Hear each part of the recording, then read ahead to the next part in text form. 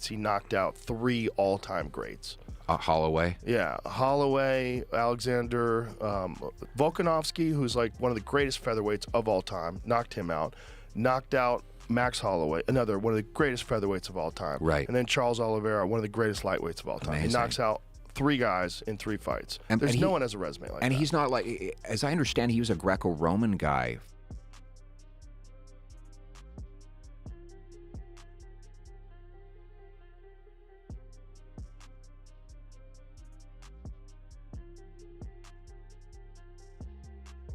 Ahead of the White House clash, Joe Rogan has praised Ilia Topuria as an exceptional talent, emphasizing how he has consistently dominated top-level opponents. He noted that Topuria's skill, power, and timing set him apart, creating a resume that few fighters in MMA can rival. What David Goggins calls uncommon amongst uncommon men. Want some more coffee? No, thank you. I'm good, thank you.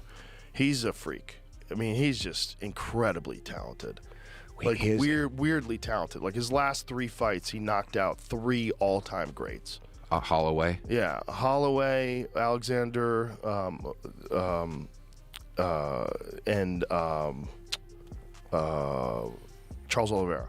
So that's crazy. Volkanovski, who's like one of the greatest featherweights of all time, knocked him out. Knocked out Max Holloway, another one of the greatest featherweights of all time. Right. And then Charles Oliveira, one of the greatest lightweights of all time. Amazing. He knocks out 3 guys in 3 fights. There's no one has a resume like that. And he's not like, as I understand, he was a Greco-Roman guy. Right, and initially. he became a boxer later on. He's just How do you describe? talented. How do you describe? Like, so I'm not knowledgeable in this area. Joe Rogan described Ilia Topuria as a complete fighter, praising his near-perfect combination of defense, awareness, and pattern recognition. He highlighted Topuria's technique, intelligence, and work ethic, noting that his disciplined training and confidence make him a standout in every aspect of the sport. But the way he almost looks like he has a Philly shell. Is that a Philly shell, what he does with one arm down? It's a little bit of that. Well, he has amazing defense. It's just amazing awareness, and he pattern recognition, technique. He's a combination of all things, right? Incredible confidence, incredible intelligence, insane discipline, work ethic, but just great training methods. Like, he does everything right, and then insane confidence. Like, his confidence is insane. When he fought Charles Oliveira for the lightweight title, Joe Rogan highlighted Ilia Topuria's incredible confidence, noting he celebrated before a title fight and still scored a first-round knockout. Pierre Poilievre added that Topuria's quick recovery from a heavy head kick showcased his elite resilience. He celebrated his victory the night before. He had a party to celebrate the night before the fight, and then went out and knocked Charles out in the first round, and said he was going to knock Charles out in the first round. That's incredible. One punch, boom. But you know what impresses me most about him is how he got up after that kick to the head he took. I know. That was Jai incredible. Herbert, yeah. And you know who else did that was GSP. Remember when GSP took that head kick and he went down, but he recovered quickly? Yep. And he was talking to me about how, because I said to him, like in politics, you get hit, right? Meanwhile, Ilia Topuria has been training relentlessly for his showdown with Justin Gaethje, sharpening every skill and power move as he aims to knock out a 4th legendary opponent in a row.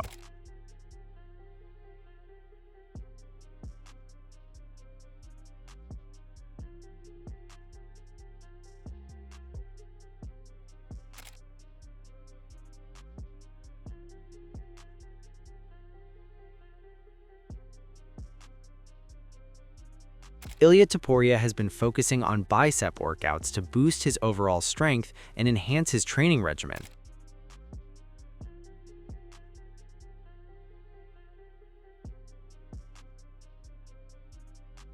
Ilia Topuria credited his 14-year-old self for shaping the fighter he is today, saying his early choices and mindset laid the foundation for his success. Reflecting on his journey, he admitted he sometimes worried and suffered more than necessary, and suggested that his younger self would remind him to enjoy the journey and trust that challenges eventually pass. A Ilia, de 14 años. Yo lo que le diría a Ilia de 14 años, realmente tengo poco que decirle porque ese Ilia de 14 años me ha traído hasta aquí.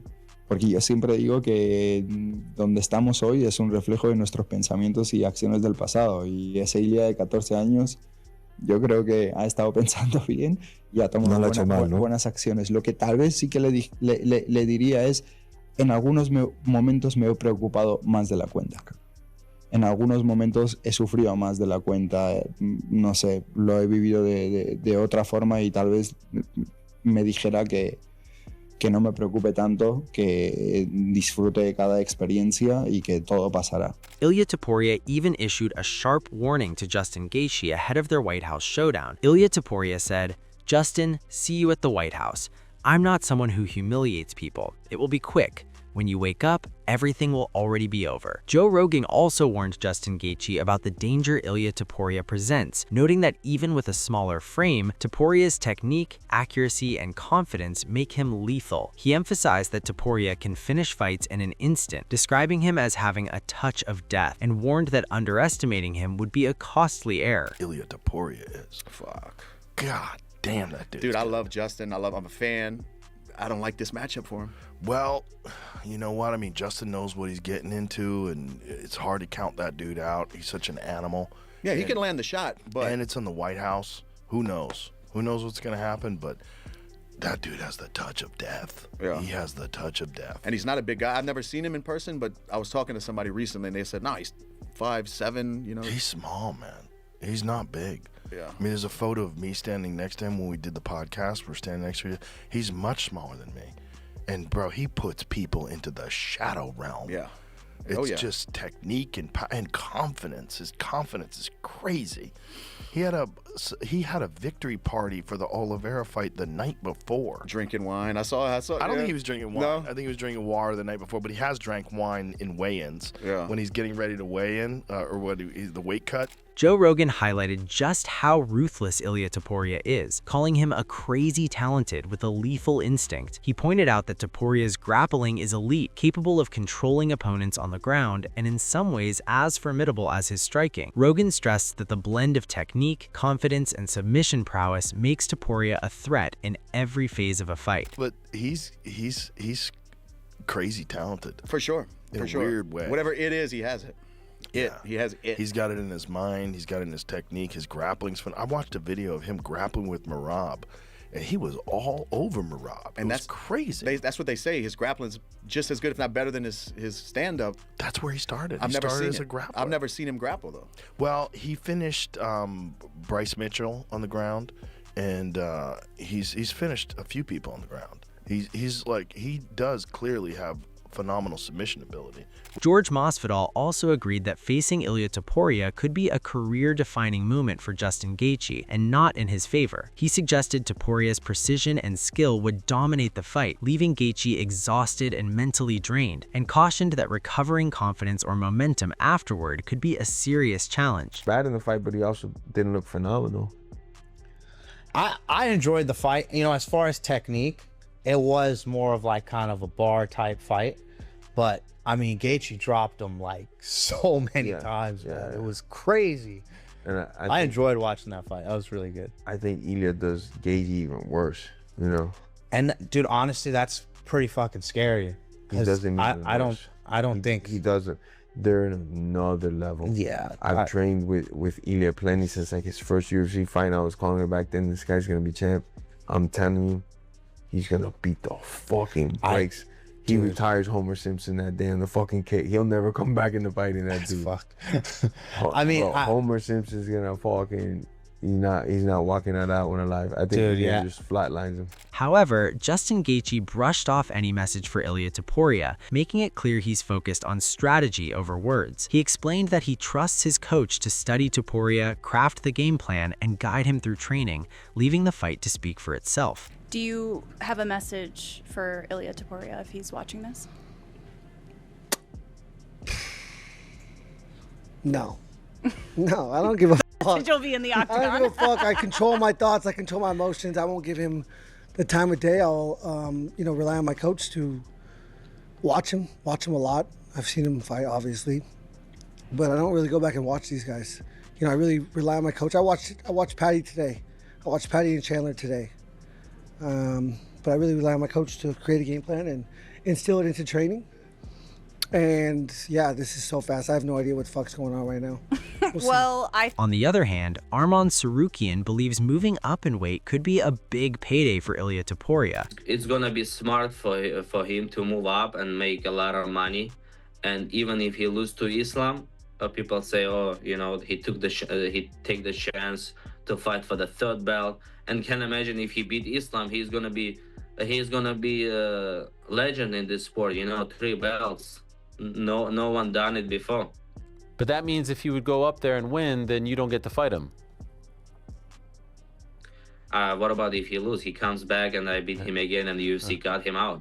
Yeah. That's the best thing. However, Ali Abdelaziz revealed that if Ilia Topuria hadn't accepted the fight, Justin Gaethje would have faced Arman Tsarukyan. He added that the agreement with Gaethje came together almost instantly, and Topuria only ended up on the White House card because Gaethje was already scheduled to compete.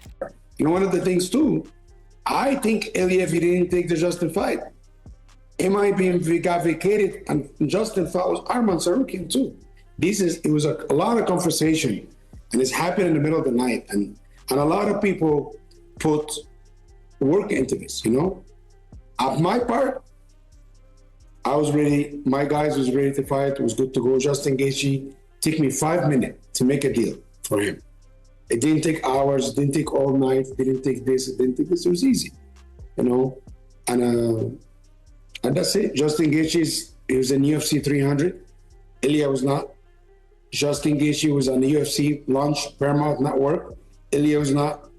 Justin Gaethje is the main event in the White House. And the only reason Ilia is on the White House, because Justin Gaethje is fighting. Arman Tsarukyan further confirmed he's prepared to step in if anything disrupts the Ilia Topuria versus Justin Gaethje clash, and he will be available as a backup fighter. So he has a coming up fight, and now he's saying, yeah, if UFC tell me fight Arman, I'll take it.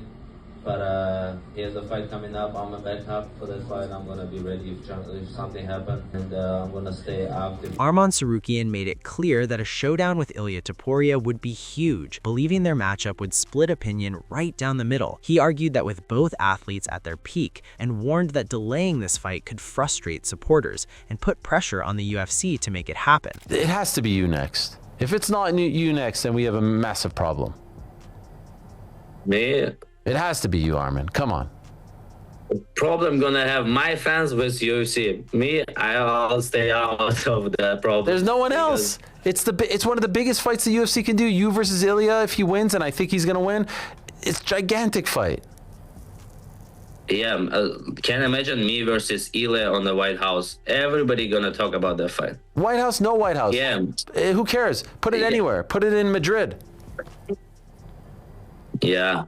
Great fight, because we are both on young and on our prime, and like 50% gonna think I'm gonna win, 50% gonna think Ilia gonna win, and it's gonna be like a massive fight. We're all chomping at the bit to see you fight for the UFC world title. When do you reckon you're gonna enter back in the octagon? This summer. This summer I'll fight. It's for sure this summer for the belt, any belt. Any belt. It's a BMF, it's a real belt, so. On the other hand, Islam Makhachev reacted to a photo of Ilia Topuria and Michael Morales together, leaving a comment that caught fans' attention and hinted at his interest or perspective on the matchup.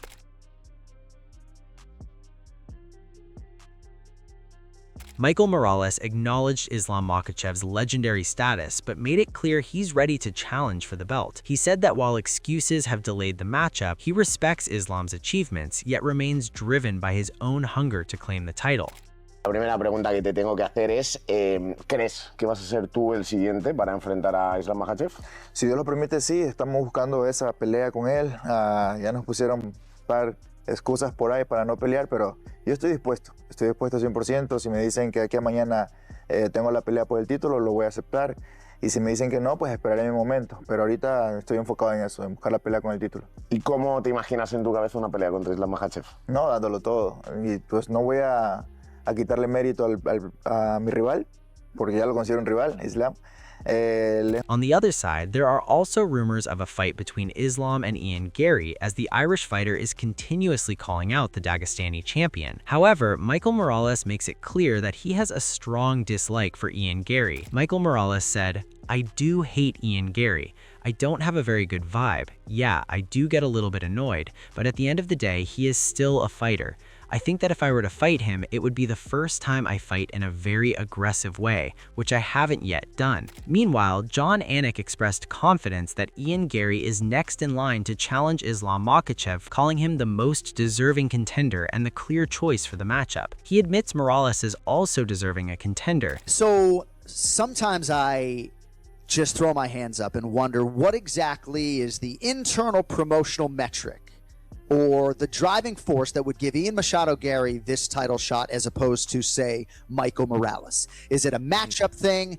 Do they maybe make more money if one guy's the champion? I don't exactly know the extent to which Ian Machado Gary moves needles versus Michael Morales. But I think straight meritocracy based on the body of work, despite the Ecuadorian Morales' undefeated record and the wildly sensational win over Sean Brady, I think based upon the body of work for Machado Gary, his willingness to step up all the time, even in the protest main event in Kansas City, I just feel like Makhachev versus Machado Gary is the fight. And I think it's a fascinating stylistic matchup as well. I think Morales eventually is going to get there. Looks like an absolute world beater. But depending on what sort of their internal methodology is, I think Machado Gary is going to be the guy, and I think he's the most deserved. Sean Brady predicted that Islam Makhachev would dominate Ian Gary on the ground, likely securing a submission. He pointed to past moments where other fighters put Gary in tough grappling positions, suggesting that facing someone of Makhachev's skill would make it a long and difficult night for him. So you mentioned earlier you think there's a bit of a logjam at 170, and it sounds like you think Ian should get the Islam fight. Do you think? Yeah. Do you think he can beat him? No. And I know people are going to say, like, I'm a hater of Ian. No, it's your opinion. I just don't think that his style, like, I think Islam will get him down, and I think Islam will probably submit him. Like, if you look where Shavkat had Ian, if you look where MVP had Ian in like a weird grappling spot, he's people can get to him, and if someone like Islam gets to him, which I think he would, it would be a long night for Ian. Meanwhile, Chael Sonnen also shares that it's tough to feel excitement for Islam Makhachev's fights because of how dominant he appears. He explained that Makhachev has reached a level of skill where imagining an opponent standing up to him feels almost impossible. I don't think that there is an exciting fight out there for Islam, which, by the way, when I say I felt like a jerk about it, it wasn't to insult. Islam is great. I fully get Islam's greatness. I'm saying I don't think there's an exciting fight. I think Islam has gotten to that level of greatness where it's hard to think that somebody can deal with that. And if you can't make believe that somebody can deal with that, you cannot be excited for the fight. This is my contention. That's all we have from today's video, and we hope you enjoyed it. Share your thoughts in the comments section, and don't forget to like and subscribe to our channel for more amazing MMA videos.